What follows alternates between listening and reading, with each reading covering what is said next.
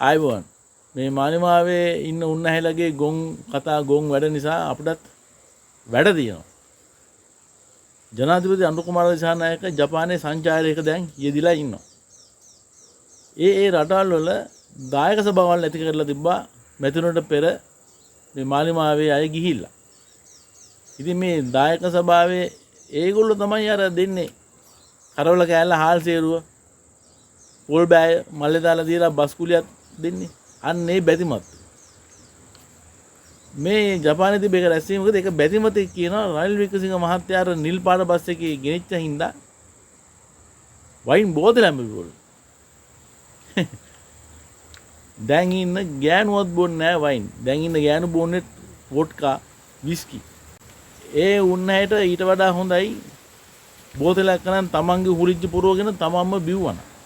මොකද රනිල් වික්‍රමසිංහ කියන්නේ අපේ කාලේ පහළ වෙච්ච බෝසත් උත්තමයෙක්. මීට පෙරත් කියලා තියෙනවා. මේ රට කරපු සේවය, ඕකේ සීලුම ධනය, සීලුම දේපොළ ජනතාවට දන් දීලා තියෙනවා. ඒ වගේ මේ ආර්ය මහේසිකාව මෛත්‍රී වික්‍රමසිංහ මහා ඇදුරුතුමිය තමන්ගේ සීලුම දේ වැටුප්පවා ළමා නිවාස වල පරිත්‍යාග කරලා තියෙනවා.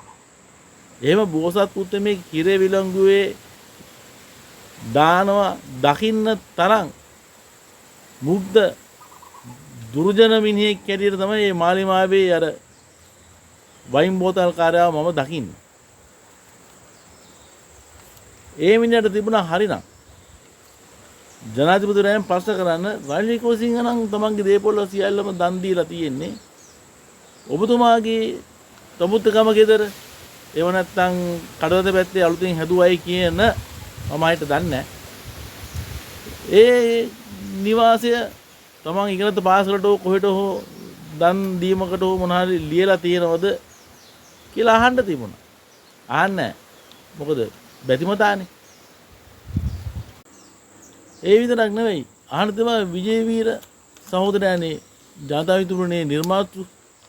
එතකොට ඒ පවුල වෙනුවෙන් පක්ෂයක් හැට ඕගොල්ලෝ ගත්ත පියවරවන් මොනවද සුබ සාධන මොනවද? ඒගොල්ලන්ට ඉන්න හිටින තැන නැතු ඉන්නකොට නිවාසයක්වත් හදලා දුන්නේ නැද්ද? එතකොට ඔය මැති ඇමතිතුරු ගොල්ලෝ දැන් බොහෝ වත්කම් පෙන්වන්නේ කොහොමද රැකියාව නොකර පූර්ණ කාලීන දේශපාලනය කරා නම් අන්න අහන්න ඕන ප්‍රශ්න අහලා නැහැ. ඒ වගේම ජපානයේ වයින් බීපු මාලිමාව ඩෝබිතුමා තවත් ප්‍රශ්නයක් අහුවා. මේ ආණ්ඩුව බලයටපත් වුණාම කන්ටේනර් 330 ගණක් කර වරයන් පාස් වුණේ. ඒ ගැන අනුර කුමාර දිසානායක ජනාධිපතිවරයා මෙන්න මෙහෙම උත්තරයක් දුන්නා. මේ පළවෙනි වතාව නෙවෙයි මේ වතාවත් එක 13 වතාවක් වරායෙන් මේ විදිහට වෙලා තියෙන කන්ටේනර් ගොඩ ගැහුනම ඒ යම් නිර්ණායකයන්ට ලක් කරලා ඒවට යටත්ව නිදහස් කරලා තියෙනවා කියලා. ඒකම දැන් මේ මාලිමා ඩෝබිතුමා වයින් බීපු මිනිහාට අහන්න බැරුණා ඇයි ජනාධිපතිතුමෝ වරායේ වෘත්තීය සමිතියේ වැඩි බලතල සියල්ලම වැඩිපුරම බලය තියෙන්නේ මේ JVP කේ වෘත්තීය සමිතිය වලටනේ. වෘත්තීය අරගෙන හැම දෙයක්ම ඔයගොල්ලෝ පාට බැලලා කෑ ගහනවා, හැම එකටම කඩාකප්පල් කරනවා, එදා මෙදා අතුර වැඩක් කරන්න දෙන්නේ නැතුව හැම දෙයකම අකුල් හෙලලා හිටිය ඔයගොල්ලෝ ඇයි ඒ ක්‍රමවේදයට විරුද්ධව අකුල් හෙළුවේ නැත්තේ? ඔය 12 වතාවක් 13 වතාවක් වරායේ මේ විදිහට බහලු නිදහස් කරනකොට මේවයි විස රසායනික දේවල් උඩු අතරායදායක දේවල් මේ වගේ දේවල් එන්න පුළුවන්කම තියෙනවා කියලා දැනන් හිටියේ නැද්ද? එතකොට මේ වරායේ තිබ්බ ජෛවික වෘත්ති සමිති උඩ බලාගෙන හිටියේ ඇයි? ඔයගොල්ලෝ හැම මගුලටම කෑ ගහනවා නම් මේකට විරුද්ධව ඔයගොල්ලෝ ඇයි අර විපක්ෂයේ ඉන්නකොට මේකට විරුද්ධව කෑ ගහනද? හැම සංවාදන වැඩ කටයුත්තකටම වැඩේ දුන්නානේ. දැන් අර මධ්‍යම අධිවේග මාර්ගයේ පඩු මොකද්ද අර මේ ගහක් අල්ලගෙන දැඟලුවේ පරිසර වේදීනියක් මුල් කරගෙන. දැන් බිවරත්නායක ගියපෙරද කියනවා පාර්ලිමේන්තුවේදී ඒ දේවානි පරිසර වේදිනිය අපේ කෙනෙක් නෙවෙයි කියලා. ඒත් එයා එදා හඬ නගනකොට අධිවේග මාර්ගයට විරුද්ධව අර ගහක් අල්ලගෙන අන්න පිටවස්යෙන් එයාට ජැක්කේ ගහගෙන හිටියා. අයිය අර කඩාකප්පල්කාරී වැඩක්නේ. ඒකට ජේපි කොහොමත් ඉස්සරහින් ඉන්නවනේ. මෙතනදී දේවානි අපේ කෙනෙක් නෙවෙයි කියලා ඇඟ බේර ගන්න දේවානිව බිල්ලට දීලා අර අතන වෙච්ච පාඩුව පියව ගන්න අන්න ජේවිකේ ක්‍රමය එළියට පැන්න. වරාය ඇතුලේ වැඩි බලයක් තියෙන JVP කේ වෘත්තීය සමිතිවල එදා තිබුණා මේ අසම්බන්ධ විදිහට බහලුන් නිදහස් කරනවට විරුද්ධව කෑ ගහලා අපි මේව කරන්නේ අපි ස්ට්‍රයික් කරනවා මේ අනීතික විදිහට මේ විදිහට මේ අන්තරායික දේවල් මේ හරහා රට ඇතුළට එන්න පුළුවන් ඒ හින්දා මහාව නවත්තන්න කියලා කරන්නේ. ඒවා කරේ නැහැ එදා. අන්න ඒක තමයි තියෙන ලොකුම ගැටලුව. ඒක අර වයින් බීපු මාලිමා ඩෝබි උන්නේ ජනාධිපතිවරයාගෙන් ඇහුවෙත් නැති. ඒකම ජනාධිපතිවරයා ඒ කතාවස්සේ මෙහෙම කියාගෙන ගියා. දැන් කාල්ටන් නිවසට කට්ටිය යනවා. රනිල් වික්‍රමසිංහත් අද ගිහිල්ලා කියලා ඔන්නෝම කියන්න ගත්තා. දැන් යාට අයිති නැති වැඩ කාල්ටන් වල මහින්ද රාජපක්ෂ බලන්න මිනිස්සු යන්නේ ඒක. මොකද 69 ලක්ෂයක් ජනතාව මේ මාලිමාවට ඡන්දය දුන්නේ 3% වෙච්ච මිනිස්සුන්ට තමයි විශ්වාස කරලා දුන්නේ. ඒ මිනිස්සුන්ට දැන් විශ්වාසයේ ටික ටික ගිලිහිලා කියලා අපෝ පර නායකත්වයේ හොයාගෙන යනවා. අයි මේක පචනේ කෙලින්නේ. මිනිස්සුන්ට දැන් තේරලා දින ටොම් පච කෙලින්නේ කියලා. ඒ තේරුම් ගත්ත දා ඉඳන් මිනිස්සු දැන් ඔන්න ගෙලවි යනවා. ඒ ගිය ඡන්දෙනුත් වෙනවා ලක්ෂ 20 ගාණක්. ඉතින් බොරුවයි පචයි නිකන් ගොන් වඩයි මිනිස්සු හැමදාම පිළිගන්නේ නැහැ. JVP කේ නැත්නම් මාලිමාවේ රහත් මිනිස්සු දැන් භුක්ති විඳින්න යන්නේ. ඒ ඕගොල්ලොන් දෙන දීමනාව තමයි මිනිස්සු ওই විදිහට භුක්ති විඳින්න යන්නේ. ඒක ප්‍රතිඵලය තමයි කාල්ටන් වන්දනාවට මිනිස්සු දැන් පොලිමේ යන්නේ. දැන් වාහනවල ඉස්සරහ ගහලා තියෙන දොස්තර මහතුරුන්ගේ අර ලකුණ බැජ් එක නීතිඥ මහතුරුන්ගේ ලකුණ ඒවා ගලවන්න දැන් මේ ආණ්ඩුවෙන් හදනවා.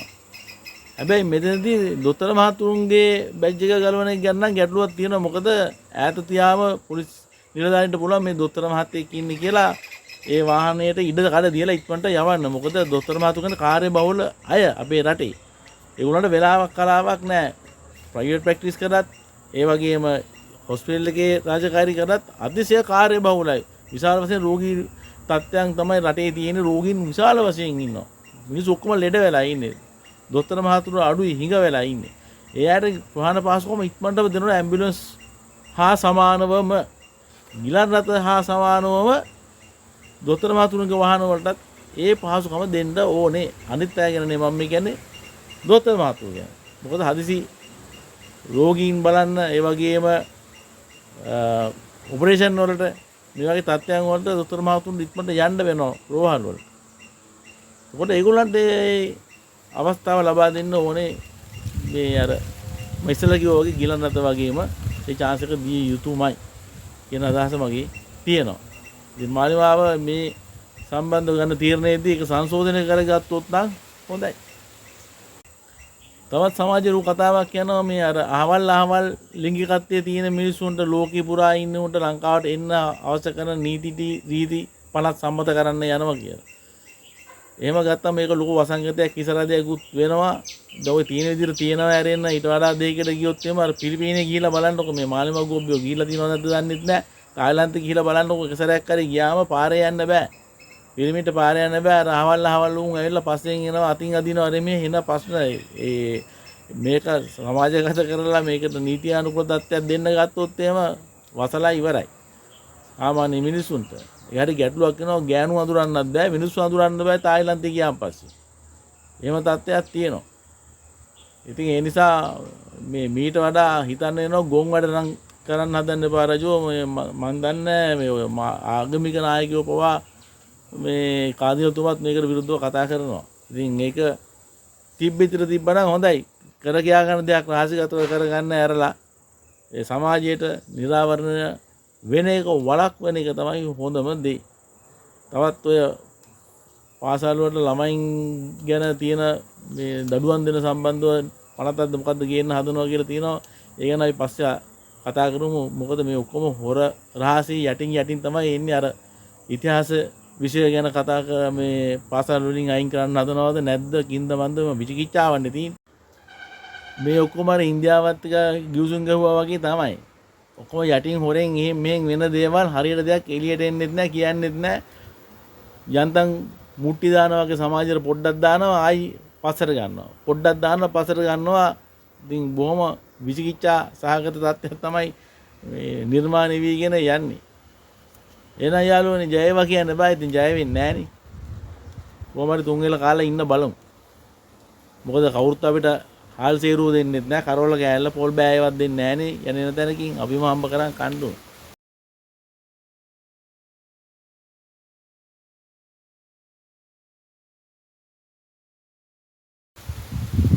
එහෙනම්